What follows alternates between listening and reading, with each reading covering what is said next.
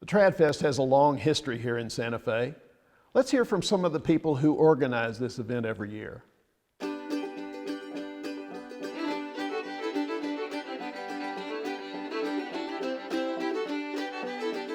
Most of the people, the organizers of this festival, have roots in the old Santa Fe Bluegrass and Old Time Music Festival, which actually started out as the Santa Fe Banjo and Fiddle Contest in 1974. It was held at the rodeo grounds, Santa Fe Rodeo Grounds. After that, it moved for 10 years to the Santa Fe County Fairgrounds. Paige Pinnell and I were both involved in the original Santa Fe Bluegrass and Old Time Music Festival. And the organizers of the festival decided to move it away from Santa Fe. Paige and I used to have a continuing conversation about how we really want to have our festival back. And so we pulled together a group of friends, all of whom had been involved in the festival. We had never done a festival like this before. We'd all been involved in the previous festival, but never as the principal organizers. And we discovered that there was a groundswell of enthusiasm about reviving the festival in Santa Fe. We would meet once a week and trying to figure out how we were going to do this and who was going to do what, and could we get groups to come and play, and where would we do it. We had some ideas about, we wanted to have it in an appropriate place. We actually had the fairgrounds set up the first year. We were informed they were doing some construction there, probably be done by the time our festival came around the next fall, but no guarantees. But we started thinking in the meantime, you know, what if it doesn't happen? So Paige and I, Paige Pinnell, went to about 10 different venues, places where we could go. We talked to bar owners, we talked to people at picnic grounds, we talked to everybody we could think of who might have a place where we could do the festival. And then in April, Ron, the president, called and said, are we still on? Are we still okay? And they said, well, we really can't rent you the grounds because we've got a construction project going on. A couple of months before the festival was supposed to happen, construction still happened, and we better do an alternative plan here. So we went back through all of our information we gathered from the different festival. We thought, well, Camp Stoney sounds pretty good. Might be a little small, but we'll go give it a chance. We came back here, found out that they were so interested in doing the festival and so accommodating. Camp Stoney turned out to be the perfect venue. It was nested in the pinon and juniper and ponderosa pine trees. It was just a glorious spot. And we had plenty of wide open sky. We had a nice view of the Sangre de Cristo Mountains. And we had a good view of the bottom of the Rocky Mountains, Shaggy Peak. And we had a huge building that we could put our main stage in. The performance space is beautiful, and we use a lot of the little locations around Camp Stoney for jam sessions, workshops, and the performances. I got involved with the TradFest a couple of months after Paige passed away. I was going to miss all of his musical family very, very much. So I volunteered to take notes. And I came to thoroughly enjoy all of the men who were on the board. There were about 9 of them and me. We have a shared vision of what we want a festival to look like. We want it to have a strong community feel, not only rooted in the community and in northern New Mexico, but also just a chance for old friends and new friends to gather and to share their love of this kind of music. Part of that vision was to expand the range of music that we would offer. So now we have bluegrass music and old-time music and mariachi music and northern New Mexico Hispanic music, Celtic, klezmer, Native American. It's been wonderful to watch the musicians and the fans of music, of different kinds of music, to share their musical traditions with each other. And it happens spontaneously on the grounds at Camp Stoney It happens in the camping areas, and it happens on the stage where people invite other folks. They'll say, we were playing under the trees and we got together with these folks, and why don't you come up here and do a song with us? Most of all of our friends that help to run this festival and who have been deeply involved over the years are also music makers. And so as well as doing a festival together, we enjoy making music together. We wanted a participatory festival. It wasn't an idea that you would come in and sit down and listen to performers and only that. We knew that a lot of the people that came to the festival in Santa Fe brought instruments, and they loved playing with other people, meeting new people, and playing with old friends.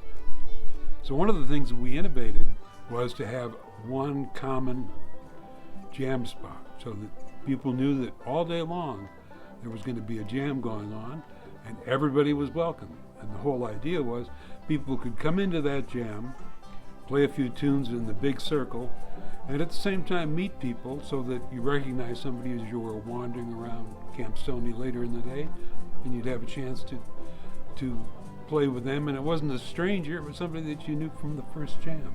It's a continuation, a way to develop that bond and community that this festival is all about.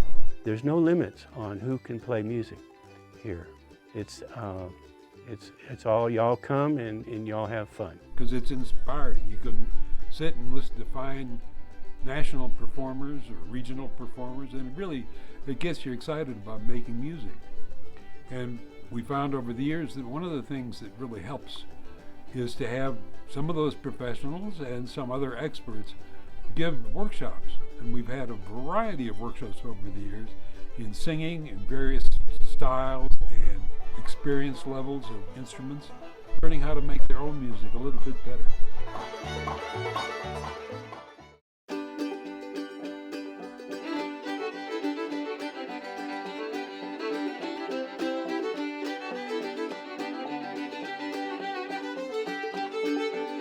Our first year here at Camp Stoney was very unpredictable for us.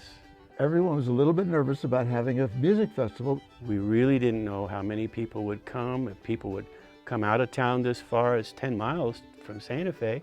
That first year was very difficult, but we pulled it off. Well, it was just trial and error that first year, and the whole idea of the festival was trial and error. It just sort of popped out of Paige's mind, like a few months before we did this. That first festival was really hard because we had so little time to really pull it together when it ultimately came down to it, with all these marvelous ideas. There were only 3 of the men out of the 9 who had actually had experience with the festival. First year, everything was new. Nobody had ever had a festival up there before.